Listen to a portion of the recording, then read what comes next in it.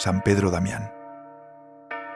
Había una vez un hombre arrodillado en el suelo frío de una celda de piedra, con las manos agrietadas y los labios secos, escribiendo una carta que cambiaría el rumbo de la iglesia.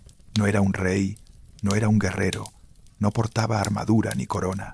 Era un monje delgado, de mirada encendida, con la pluma temblando entre sus dedos, no por miedo, sino por la urgencia de quien sabe que el tiempo se agota y que el silencio, a veces, es la peor de las complicidades. Esa carta estaba dirigida al mismísimo Papa, y en ella, con una franqueza que pocos se atrevían a pronunciar ni siquiera en voz baja, denunciaba la corrupción que había infectado los cimientos de la institución que él más amaba en el mundo.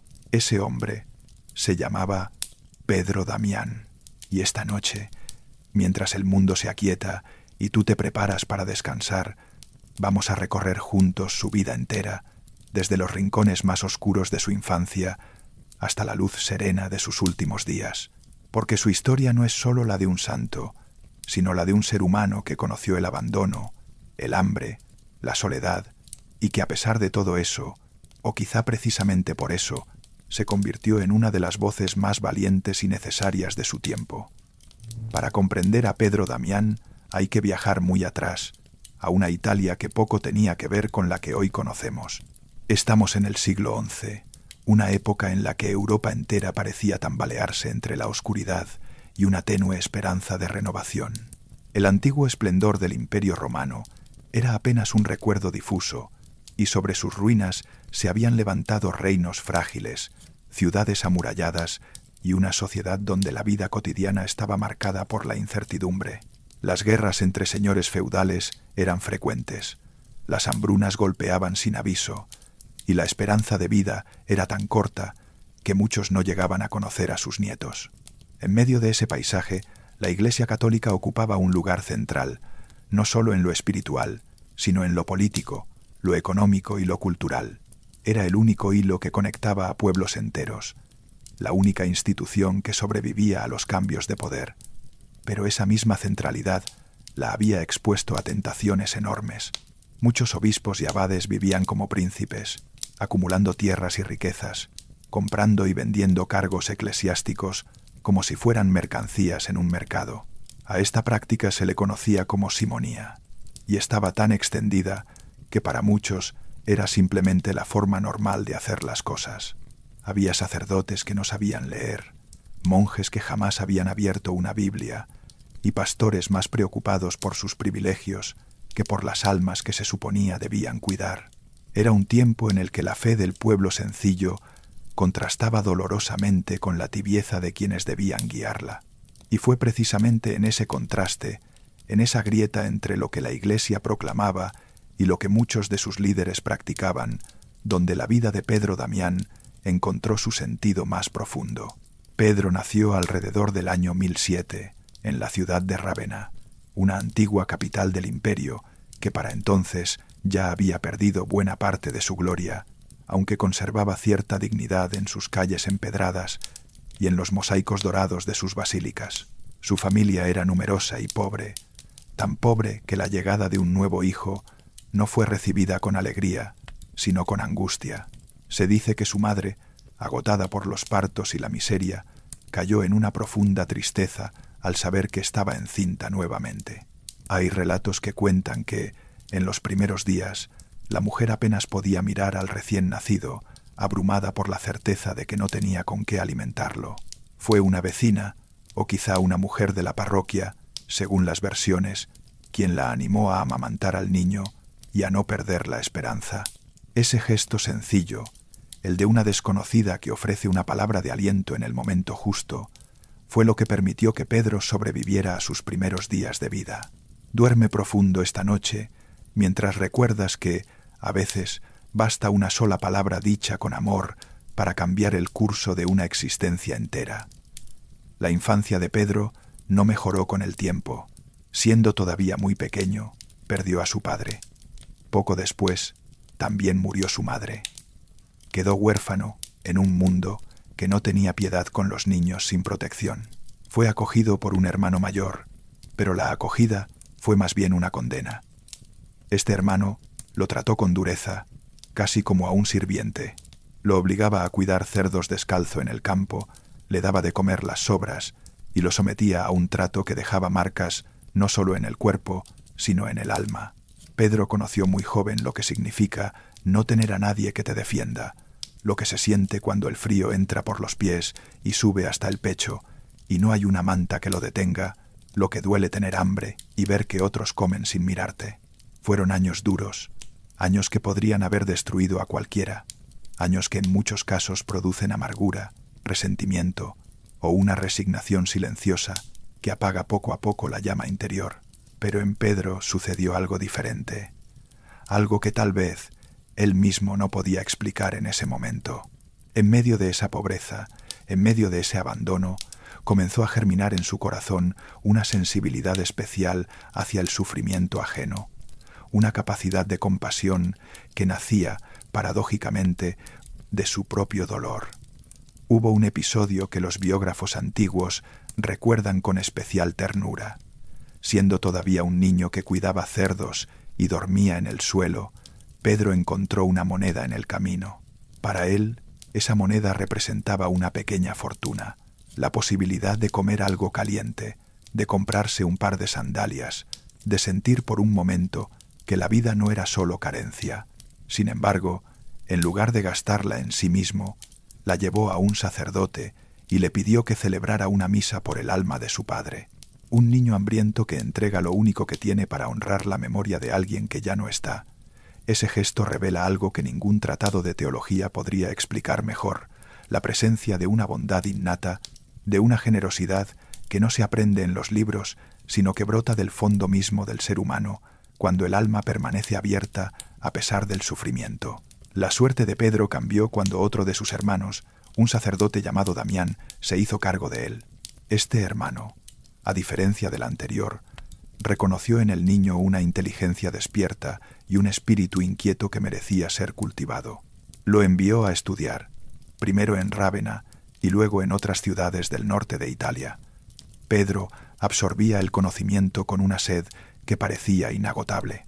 Estudió gramática, retórica, filosofía, y muy pronto destacó entre sus compañeros por la claridad de su pensamiento y la fuerza de su expresión. En agradecimiento a ese hermano que le abrió las puertas del saber, Pedro adoptó su nombre y comenzó a llamarse Pedro Damián. Es un detalle que dice mucho sobre su carácter, porque revela que nunca olvidó de dónde venía ni a quién le debía lo poco bueno que había recibido. Pero aquí viene algo que necesitas escuchar antes de continuar, y te lo digo con toda la calma de esta noche. Detente un momento. Deja que el ruido del día se aleje por completo. Las notificaciones, las conversaciones pendientes, las preocupaciones que cargas desde la mañana, todo eso puede esperar. Lo que estás a punto de escuchar no es simplemente otra historia para pasar el rato. Es la vida real de un hombre que transformó su dolor en propósito, y su propósito en un legado que sigue vivo después de casi 1000 años. Merece ser escuchada con el corazón abierto y la mente en calma. Si este tipo de relatos te acompañan en las noches, si sientes que te ayudan a descansar y al mismo tiempo a nutrir algo profundo dentro de ti, te invito a suscribirte a Dormir Profundo con Historias Católicas para que cada noche puedas tener una historia como esta esperándote. Déjanos un me gusta como una forma sencilla de decir que este mensaje vale la pena, que estas vidas merecen ser contadas. Y si te nace, cuéntanos en los comentarios desde qué rincón del mundo nos escuchas y qué hora es donde estás ahora mismo. Nos encanta saber que, mientras alguien en México se prepara para dormir, alguien en España ya descansa y alguien en Argentina apenas está acomodando su almohada. Ahora sí, ponte cómodo, respira hondo, deja que tu cuerpo se afloje y sigamos juntos con esta historia. Si el sueño llega, déjalo venir, que la voz seguirá aquí, acompañándote, y si aún estás despierto, lo que viene merece toda tu atención. Con el tiempo, Pedro Damián se convirtió en un profesor respetado. Enseñaba en las escuelas de Rávena y Parma, y su fama como hombre de letras crecía con rapidez. Pero algo en su interior no estaba satisfecho. Por fuera, Todo parecía ir bien. Tenía un nombre, una posición, el respeto de sus alumnos y colegas, pero por dentro sentía un vacío que los libros y las clases no lograban llenar. Era como si toda esa actividad intelectual, por valiosa que fuera, no alcanzara a tocar la parte más honda de su ser. Había en él una búsqueda que iba más allá del conocimiento, una sed de algo que no podía nombrar con las palabras que enseñaba en sus lecciones de retórica. Y fue en medio de esa inquietud cuando escuchó hablar de un lugar que cambiaría su vida para siempre, el monasterio de Fonte Avellana. Fonte Avellana era un pequeño monasterio enclavado en las montañas de los Apeninos, en una zona boscosa y remota donde el silencio era tan denso que podía casi tocarse. Allí vivía una comunidad de monjes que habían elegido una vida de extrema sencillez, dedicada por completo a la oración, al trabajo manual y al estudio de las escrituras. No había lujos, no había comodidades, no había nada que distrajera del propósito fundamental de buscar a Dios con todo el ser. Cuando Pedro llegó a Fonte Avellana, sintió que había encontrado su hogar, no el hogar que nunca tuvo de niño, sino algo más profundo. Un lugar donde su alma podía respirar sin restricciones, donde el silencio no era ausencia sino presencia, donde cada hora del día tenía un sentido que conectaba lo humano con lo divino. Se entregó a la vida monástica con una intensidad que sorprendió incluso a los monjes más veteranos. Ayunaba con rigor, dormía poco, rezaba durante horas y dedicaba largos periodos al estudio y a la escritura, pero no lo hacía por competir ni por demostrar nada a nadie. Lo hacía porque sentía que cada capa de comodidad que abandonaba lo acercaba un paso más a esa verdad que había buscado toda su vida. Para Pedro, la austeridad no era un castigo, era una liberación. Era como despojar a un árbol de las ramas secas para que la savia pudiera llegar con más fuerza a los brotes nuevos. Y en ese proceso de despojo fue descubriendo una paz que jamás había conocido, ni siquiera en sus mejores días como profesor. Con el paso de los años, Pedro fue elegido prior de Fonte Avellana. Bajo su guía, el monasterio creció no solo en número de monjes, sino en profundidad espiritual. Pedro no era un líder autoritario, sino un padre que guiaba con el ejemplo. Si pedía a sus hermanos que ayunaran, él ayunaba más. Si les pedía que rezaran, él rezaba primero. Y si les pedía que estudiaran las escrituras, él las conocía mejor que nadie. Pero lo que verdaderamente distinguía a Pedro como líder era su capacidad de escuchar.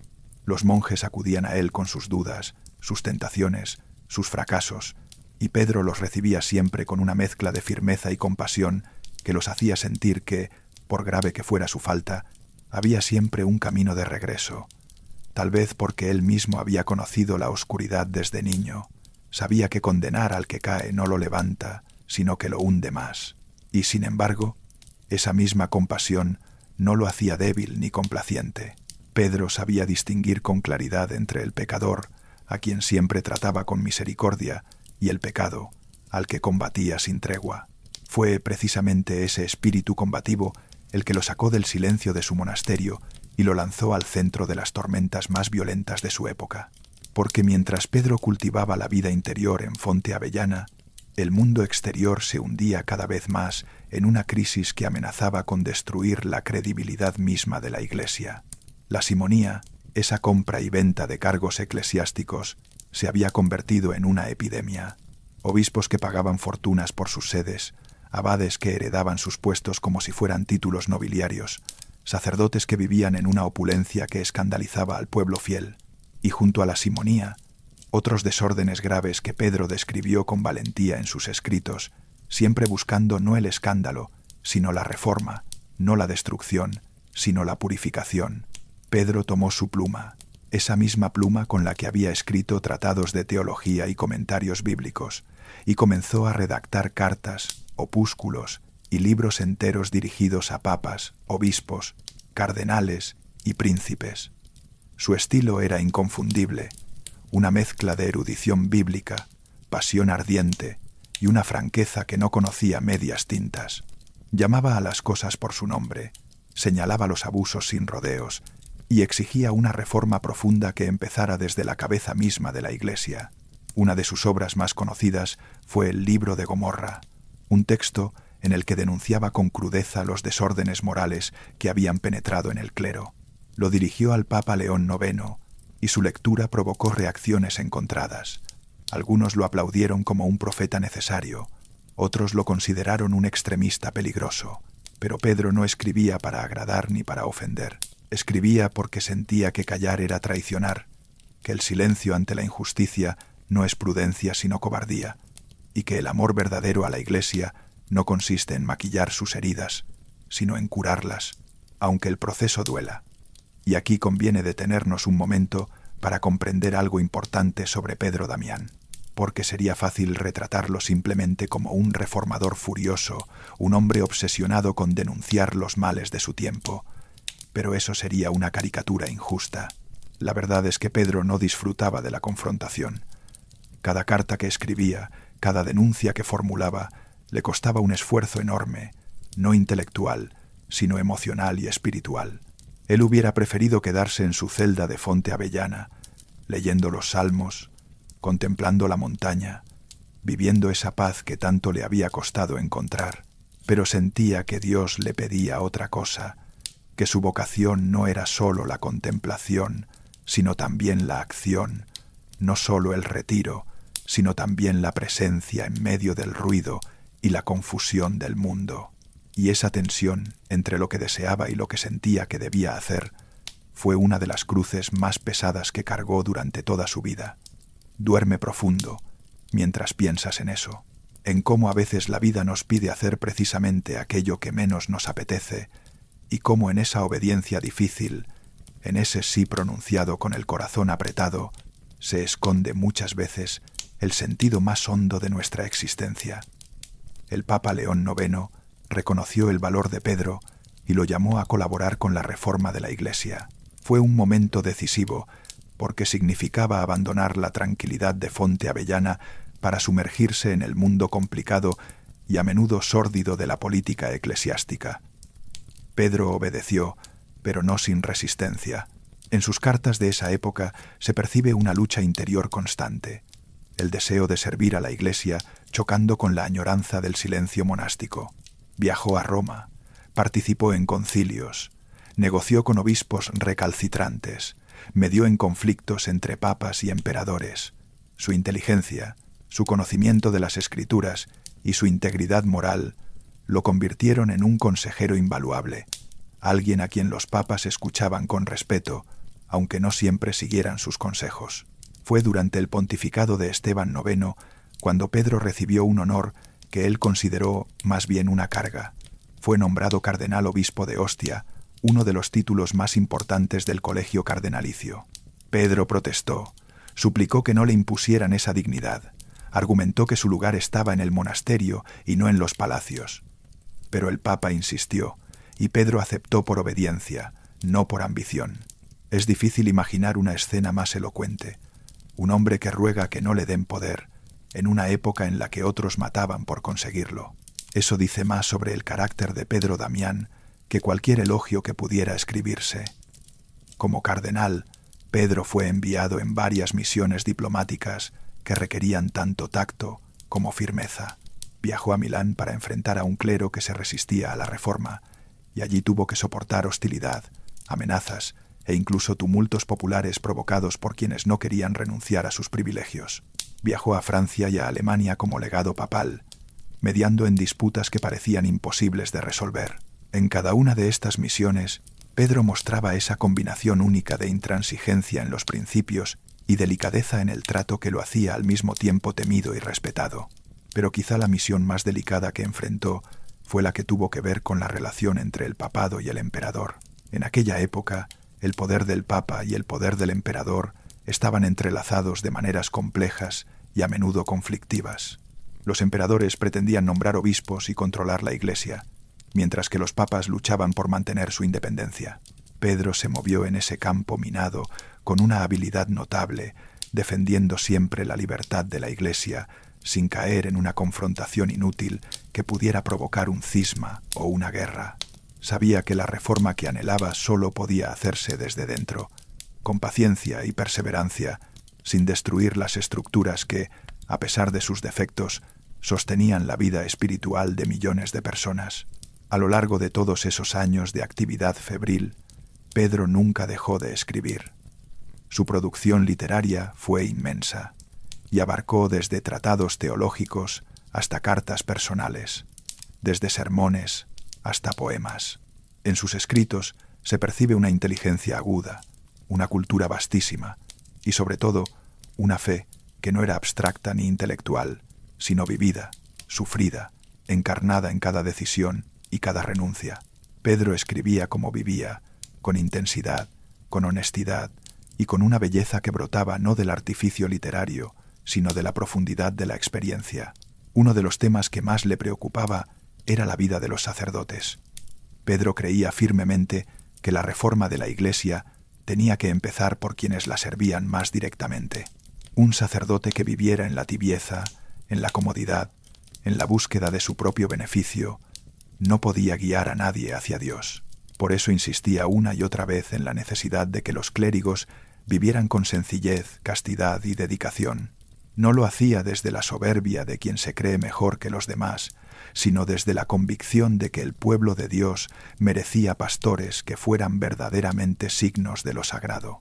Y cuando encontraba sacerdotes que habían perdido el rumbo, no los condenaba sin más, sino que los invitaba a la conversión con una mezcla de firmeza y ternura que recordaba a los grandes profetas bíblicos. Hubo un momento en la vida de Pedro que revela de manera conmovedora la profundidad de su vida interior.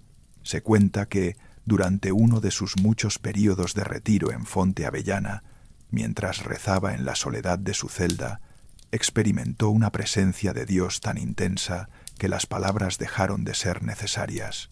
No era un éxtasis espectacular, ni una visión deslumbrante, sino algo mucho más sencillo y al mismo tiempo infinitamente más profundo, la certeza silenciosa de que todo su camino, con sus dolores y sus luchas, con sus fracasos y sus victorias, tenía un sentido que él apenas alcanzaba a vislumbrar, pero que era tan real como la piedra fría bajo sus rodillas. Fue en momentos como ese donde Pedro encontraba la fuerza para seguir adelante, para volver a Roma, para escribir otra carta, para enfrentar otra batalla, porque sabía que no luchaba solo, que detrás de sus esfuerzos humanos había una fuerza que lo sostenía y que no dependía de sus propias capacidades. Pedro también fue un hombre que valoraba profundamente la amistad. A pesar de su temperamento fuerte y de su fama de intransigente, tenía amigos cercanos a quienes escribía con una calidez que sorprende. Sus cartas, a otros monjes y obispos reformadores, muestran a un hombre capaz de reírse de sí mismo, de reconocer sus propias debilidades, de pedir consejo y de agradecer con sinceridad el apoyo que recibía. No era un solitario amargado, sino un hombre que había aprendido que la vida espiritual no se vive en aislamiento, sino en comunión con otros que comparten el mismo camino. Con el paso de los años, Pedro fue consiguiendo poco a poco lo que más anhelaba: permiso para retirarse de sus responsabilidades públicas y regresar a la vida monástica.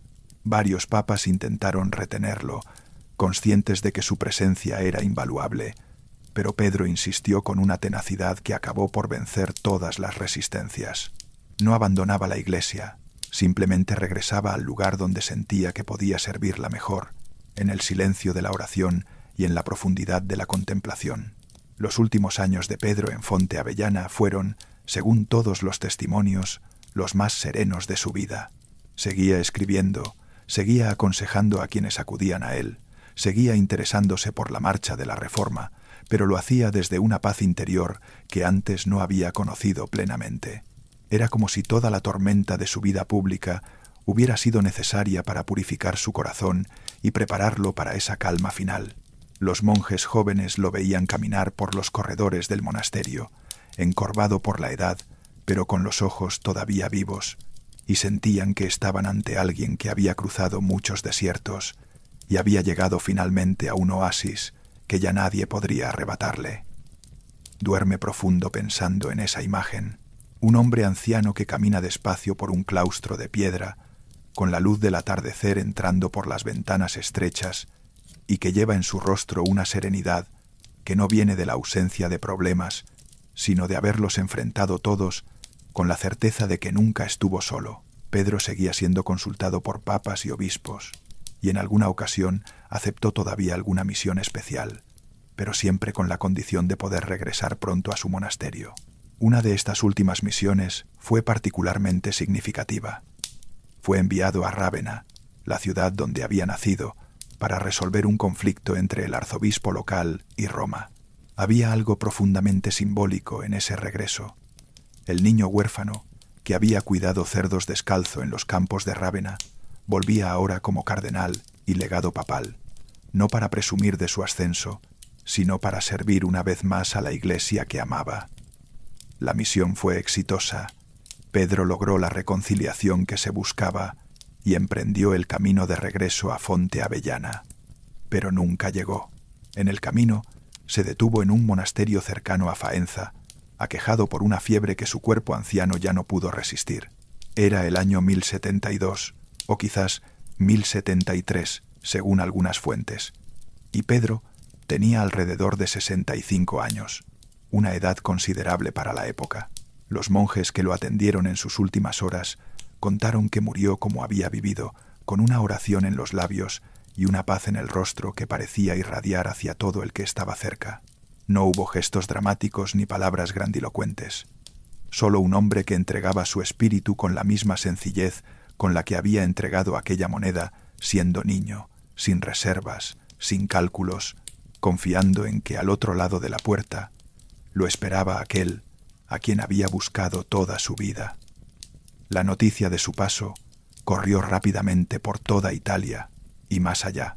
Los monjes de Fonte Avellana lloraron a su padre, los reformadores perdieron a su campeón y la Iglesia entera reconoció que se había apagado una de las luces más brillantes de su tiempo. Pero la influencia de Pedro Damián no terminó con su vida terrenal.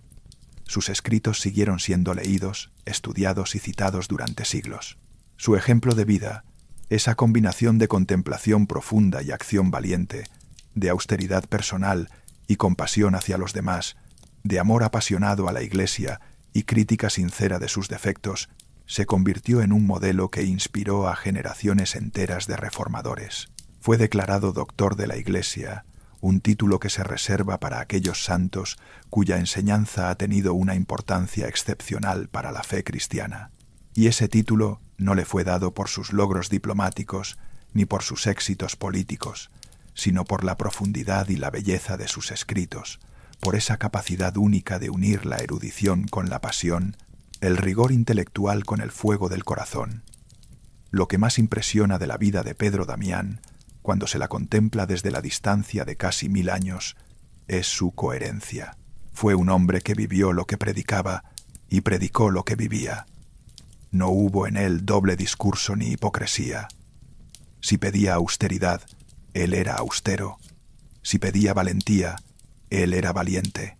Si pedía compasión, él era compasivo.